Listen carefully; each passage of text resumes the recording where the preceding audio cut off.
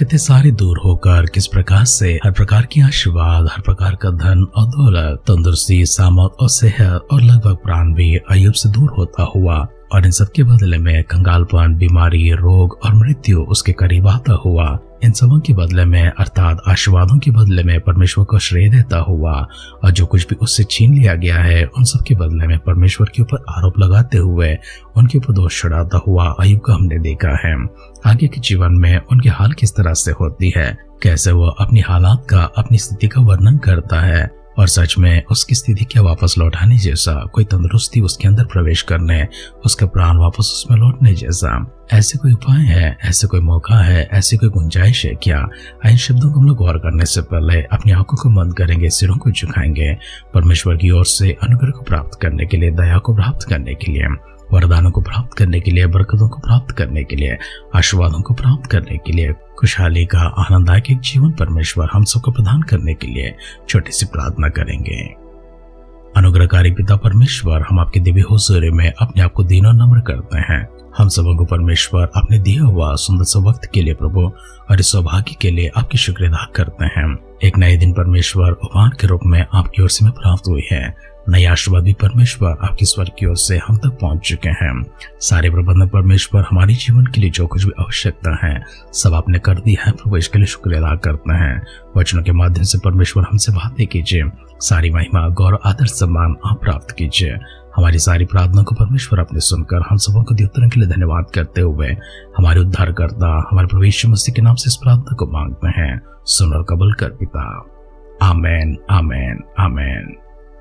आध्यात्मिक जीवन की दैनिक खुराक सुन रहे हमारे सारे प्रिय श्रोताओं को, परमेश्वर के प्रिय भक्तगणों को प्रभु यीशु मसीह के नाम में प्यार भरा जय मसीह की सुप्रभातम और शुभोदय कहते हुए हम सबका मनपसंद ध्यान केंद्र आध्यात्मिक जीवन की दैनिक खुराक में और इस नए दिन में आप सबका स्वागत करते हैं।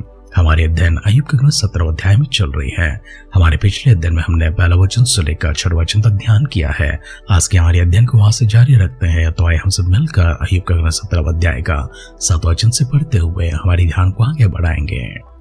खेद के मारे मेरी आंखों में धुंधलापन छा गया है और मेरे सब अंग छाए किनाई हो गए हैं। इसे देखकर सीधे लोग चकित होते हैं और जो निर्दोष हैं वह भक्तिहीन के विरुद्ध उभरते हैं। तो अभी धर्मी लोग अपना मार्ग पकड़े रहेंगे और शुद्ध काम करने वाले सामत पर सामत पाते रहेंगे। तुम सबके सब मेरे पास आओ तो आओ, परंतु मुझे तुम लोगों में एक भी बुद्धिमान ना मिलेगा।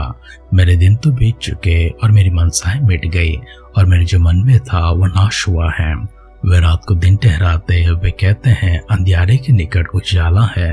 यदि मेरी आशा यही है कि अधलोक मेरा धाम होगा, यदि मैंने अंधियारे में अपने बिछौना बिछा लिया है, यदि मैंने सड़ाहट से कहा कि तू मेरे पिता है और कीड़े से कि तू मेरी माँ और मेरी बहन है, तो मेरी आशा कहाँ रही और मेरी आशा किसके देखने में आएगी? वो तो अधलोक में उतर जाएगी और उसके समय मुझे भी मिट्टी में विश्राम मिलेगा। अय्यूब का ग्रंथ 17 अध्याय का 7 वचन से लेकर आखिरी वचन अर्थात 16 वचन तक हमने पढ़कर सुना है। हमारे इस पठन में अय्यूब को अपनी स्थिति के बारे में वर्णन करता हुआ प्राप्त करते हैं। अय्यूब ने इससे पूर्व कहा है, परमेश्वर ने मेरे पास से सब कुछ छीन लिया है, लेकिन आज उन सब के परिणाम स्वरूप उसकी जीवन कैसी हो जाती है, उसकी प्राण की स्थिति में है और उसका देह की स्थिति में है। क्या उसके मन में कोई आशा है? क्या उसकी मनोरथ पूरे होने का ऐसी कोई गुंजाइश है? उन सबों को वर्णन करता है और वह कहता है कि खेद के मारे मेरी आंखों में धुंधलापन छा गया है और मेरे सब अंग छाए किनाई हो गए हैं। अपने अंगों का वर्णन करता है अर्थात उसके देह के हर एक अंग के बारे में बताता है जो बाहर दिखाई पड़ता है और जो भी देह दिखाई नहीं पड़ते हैं, उन सबों का वो वर्णन करता है और इस तरह से कहता है, एक छाया जिस प्रकाश से थोड़े समय में रहती है और इसके बाद में मिट जाती है, उसका अस्तित्व नहीं रहता है, उसी प्रकार से मेरी देह भी हो चुकी है, मेरे देह के सारे अंग भी हो चुके हैं, मेरा कण कण भी वैसी हो चुका है, सब कुछ मिट चुका है। उनमें ऐसी कोई जान नहीं है, उनमें कोई ऐसी सामर्थ नहीं है, उनमें ऐसी कोई शक्ति नहीं है, उनमें ऐसी कोई ताकत नहीं है और ना ही प्राण उनमें वापस लौटने का, तंदुरुस्ती उनमें वापस लौटने का, सेहत उनमें वापस लौटने का, फिर से वे अपने बलबूते पर खड़े होने का कोई गुंजाइश है।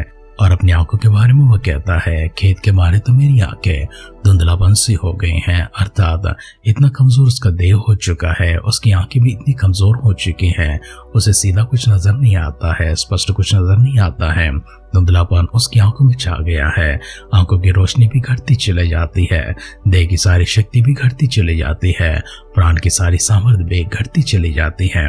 उसके मन में जो विश्वास है, उसके मन में जो आशा है, उसके मन में जो उम्मीदें हैं, उसके मन में जो उल्लासाएं हैं, वे सब के सब खत्म हो चुके हैं, मिट चुके हैं। वह कहता है कि कब्र मेरे लिए सिद्ध हो चुका है, क्योंकि मेरे दिन तो खत्म हो चुके हैं, वे सब पूरे हो चुके हैं। और अपनी सानत के बारे में इस तरह से कहता है, इसे देखकर सीधे लोग चकित होते हैं, और जो निर्दोष है वह भक्तिहीन के विरुद्ध बढ़ते हैं। धर्मी लोग अपना मार्ग पकड़े रहते हैं, चाहे कुछ भी हो जाए। शुद्ध काम करने वाले सामत पाते रहेंगे। तुम सबके सब मेरे पास आओ, इसमें कोई जोर नहीं है, कोई जबरदस्ती नहीं है।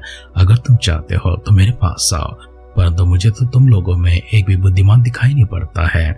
इससे पहले वो कहता है कि तुम तो निकम्मे में शांति देने वाले हो, तुम सच्चे लोग नहीं हो, तुम कपटी लोग हो। आज वो सिर्फ 3 मित्रों के बारे में नहीं कहता है, परंतु सभी लोगों के बारे में कहता है। जितने लोग यहाँ पर हैं, जितने लोग आते हैं जाते हैं, तुम सब में से कोई बुद्धिमान मुझे दिखाई नहीं पड़ता है। मेरे दिन तो बीत चुके हैं और मेरी मनसाएं भी मिट चुके हैं, और जो मेरे मन में था वो तो नाश हो चुका है। रातों दिन के समान दिखाई पड़ता है, इसलिए वे सब मुझसे कहते हैं, अंधियारे के निकट उजियाला है। अर्थात थोड़ी सी उम्मीद रखा, थोड़ी सी आशा रखा। लेकिन अय्यूब तो उसके बदले में कहता है, मेरी आशा तो यही है कि अधलोक मेरा दाम होगा। यदि मैंने अंधियारे में अपना बिछौना बिछा लिया है, यदि मैंने सराहर से कहा कि तो मेरा पिता है, और कीड़े से कि तो मेरी माँ है और मेरी बहन भी है, तो मेरी आशा कहाँ रहेगी? और मेरी आशा किसके देखने में आएगी? मुझे कोई आशा नजर नहीं आती है, क्योंकि मैंने सराहर से कह दिया है कि तू मेरा पिता है, और मैंने कीड़े से कह दिया है कि तू मेरी माँ है, तू मेरी बहन है। मेरी आशा मुझ में नहीं रही है, मेरी हालत देखकर वो जाना चाहती है, इसलिए मैंने उसे छोड़ दिया है, उसे पकड़ कर नहीं रखा है, उसे मैंने जाने दिया है। इसका कारण जानने के लिए मैं तुमसे इस तरह का सवाल पूछता हूँ, मैं किसे देखकर आशा को रखो? किसे देखकर मेरी भीतर आशा वापस आएगी? तुम ही बताओ। वह तो अधलोक में उतर जाएगी, और उसके संग ही मैं भी मिट्टी में विश्राम को प्राप्त करूंगा। अय्यूब कहता है, मेरी आशा अधलोक क्यों चली गई है? मेरी प्राण अधलोक क्यों चले गए हैं? मेरी विश्वास भी अधलोक क्यों चले गए हैं? मेरी देह और मैं भी अधलोक क्यों चला जाता हूँ? हम सब मिलकर एक साथ मिट्टी में मिल जाएंगे, हमारा अस्तित्व खत्म होने वाला है। वचन सुनकर प्रेषण आशा और विश्वास दोनों इस तरह से पकड़े रखना चाहिए कि अंत में कुछ भी संभव हो सकता है। भले हमें लगता है कि इसके आगे कुछ नहीं है, लेकिन जब तक हम विश्वास को और आशा को पकड़े रखते हैं, उम्मीद को जगाए रखते हैं, तब तक कुछ न कुछ होने की संभावना दिखाई पड़ती है। इसलिए किसी भी हाल में हार को ना मानना, विश्वास को ना छोड़ना, आशा को ना त्यागना, उम्मीद को दूर ना करना। ऐसे लोग कुछ खाते हैं, आंखों को बंद करते हैं, परमेश्वर के अनुग्रह और अभिषेक हमारे पर होकर आत्मा की सामर्थ में, शक्ति में और अगुवाई में हम सबों को चलाने के लिए सिरों को झुकाएंगे, आंखों को बंद करेंगे, छोटी सी प्रार्थना करेंगे। दयालु पिता परमेश्वर, हम पर कृपा दिखाते हुए, अनुग्रह को दिखाते हुए, क्षमा और तरस का मन में परमेश्वर हम पर प्रकट करते हुए, हमारे सारे गुनाहों को, अपराधों को क्षमा करके उन सबों को परमेश्वर अपने पीछे प्रभु जी समुद्र की गहराई में फेंककर हम सबों को नए जीवन देकर शुद्ध करने वाले, पवित्र करने वाले हमारे अनुग्रहकारी, करुणामय और प्रेमी पिता परमेश्वर, हम फिर से एक बार आपकी स्तुति करते हैं, प्रशंसा करते हैं, महिमा और आदर सम्मान के साथ आपके दिव्य सानिध्य में अपने आप को दीनों नम्र करते हैं। एक अद्भुत वरदान परमेश्वर नए दिन के लिए और सुंदर सा वचन के लिए परमेश्वर जो सौभाग्य और हमें प्रदान किए हैं, शुक्र अदा करते हैं, आभार प्रकट करते हैं। हमारे सारे परिजनों को, आपके भक्तगणों को आपकी नजरों में लेकर आते हैं। व्यक्तिगत तौर से पिता परमेश्वर एक जन को छोड़ने, अपनी सामर्थ से, अपनी शक्ति से भरने, अपने अनुग्रह से करना से भरते हुए परमेश्वर मसीह के बादलों के आगमन विलंब होगी। प्रभु कल सुबह फिर से मिलकर आपकी स्तुति करने, आराधना करने, सजों की संख्या में, भाग्यवानों की संख्या में हम सबों को संभाले रखिए। अगर ऐसा हो तो प्रभु के राज्य में हम सबको शामिल करने के लिए दुआ करते हैं। हमारी सारी प्रार्थनाओं को पिता परमेश्वर अपने सुनकर हमें देवतों के लिए धन्यवाद करते हुए हमारे उद्धारकर्ता हमारे प्रभु यीशु मसीह के नाम से इस प्रार्थना को मांगते हैं।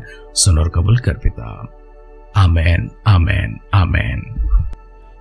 अनुग्रह से भरा हुआ, प्रेम से भरा हुआ, करुणा और तरस से भरा हुआ वो परमेश्वर निरंतर आपको अपने इर्द गिर्द प्राप्त करने हेतु तो अपना मन, अपना देह, अपना प्राण, अपना सब कुछ उनके हाथों में आप समर्पण कर रहे हैं।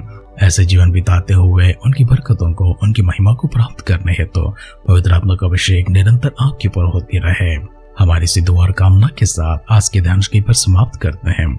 आप सुनते रहिए, सुनाते रहिए आध्यात्मिक जीवन की दैनिक खुराक।